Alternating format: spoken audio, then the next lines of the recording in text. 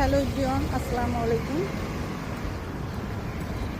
Good morning সবাইকে, good morning DXN. তো আপনাদের সাথে ছোট্ট একটা টপিক শেয়ার করি। হ্যাঁ, এই যে ঐশ্বরিয়া, সে একজন কতগুলো বড় সেলিব্রিটি বলেন তো। সে হলিউডের একজন নামকরা নায়িকা। সে যদি টিভিতে একটা 50 টাকার লাক্স সাবান নিয়ে সে একটা বিজ্ঞাপন দিতে পারে, হ্যাঁ, আর আমাদের ডিএক্সএন সাবানটা হচ্ছে 185 টাকা বিউটি বার, আর একটা আছে জ্ঞানজি সোপ 390 টাকা। তো সে যদি 50 টাকা 60 টাকার একটা লাক্স সাবান নিয়ে বিজ্ঞাপন দিতে পারে, আর হচ্ছে আমি আমার মোবাইলে প্রচার করতেছি, এটা আমার দোষ কি বলেন? 185 টাকার একটা সাবান নিয়ে যদি আমি প্রচার করতে পারি, এটা তো দোষের কিছু নাই, ছোট হওয়ার কিছু নাই, তাই না?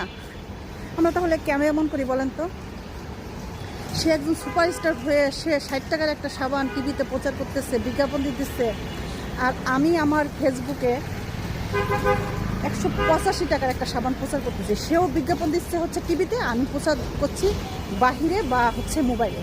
ঠিক আছে, কোনো কাজকে ছোট করে দেখার কিছু নাই। সবাই ভালো থাকবেন, আল্লাহ হাফেজ, গুড মর্নিং ডিএক্সএন।